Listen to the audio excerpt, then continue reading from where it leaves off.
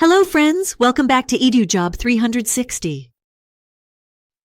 In the office, professional verbal communication is vital since it guarantees clarity, strengthens relationships, and helps to create a positive and efficient workplace. Most working individuals utilize these 15 most often occurring words, so it is advisable to reinterpret them to have a major impact in the workplace.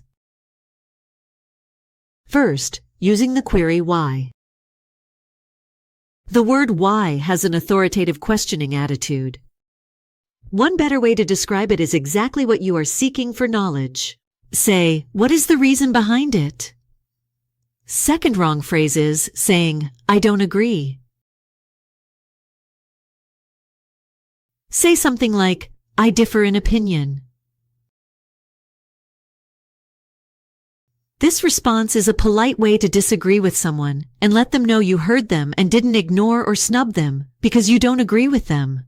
Third phrase is, I will try to, which conveys the possibility that the job may not get accomplished, and also it announces a high probability of failure. Instead, you should say, I am certain it will be done by, specify time, day, or month.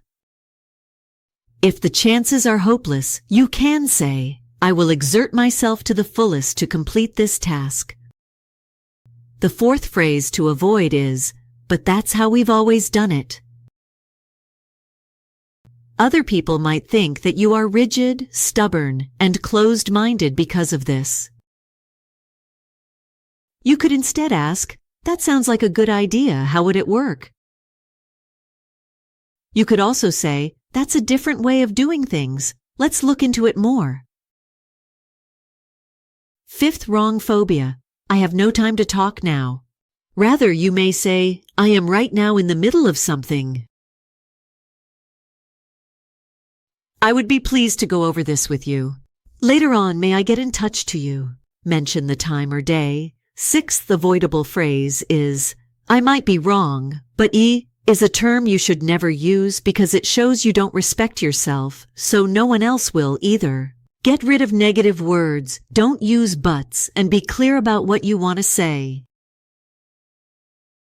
For instance, you should say something like, we should put money into a sales training program for our sales staff so we can reach our sales goal by 2025.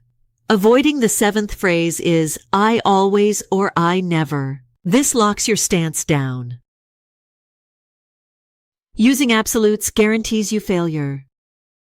Try, then, to avoid using these words as much as is practically necessary. It's not my fault is the eighth phrase you should never say.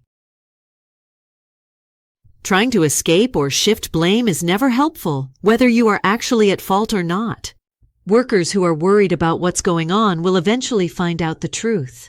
Individuals involved should be aware of your part in the situation and your determination to learn and make sure similar things don't happen again. The ninth you should avoid is I think, since the word think is considered as a weak one. Rather say, I believe, a declaration of influence from a confident individual. It's not my job is the 10th wrong phrase. This can be very bad for your career. For instance, if your boss gives you work that isn't part of your job title, you can say, I'd be happy to help with that. Which of these two jobs do you want me to lower in importance so I have time for this new work? I'm currently working on another project. It lets them know what you need to do right now and what you expect from them, while still keeping a positive and helpful mood. The 11th wrong comment is, I can't do that, which sounds negative and doesn't help the situation. People in charge usually want to know what can be done and like a solution-focused approach. You could say, remember the company policy, what can be done is, and then make your suggestion. You could also say, let me think about this and get back to you. What can be done? The 12th incorrect sentence you should avoid makes you look weak. Is it okay? Rather, try asking something like, will this idea help achieve what we are planning for? Here you are inquiring about what your team leader or supervisor wants, not about your knowledge or abilities. The 13th phrase you should not use is, he or she told me to. This shifts the blame and shows that you are not independent or able to think critically. If you're not sure about how to follow certain directions, ask for more information. If someone is leading you astray about how to do your work, you should check with the person you are responsible for. The 14th word you should not use is actually because it makes you sound like you know everything. When you want to be condescending, it's very easy to say the word actually. People become guarded and don't want to talk to you. Things like, I'd like to add, or I see what you mean, would be helpful.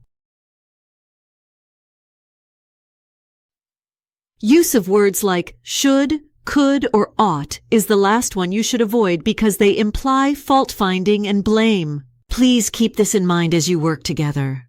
Start your sentences with, please help me understand what, or I understand your problems. Let's work on this together. Or maybe next time, let's try a different approach.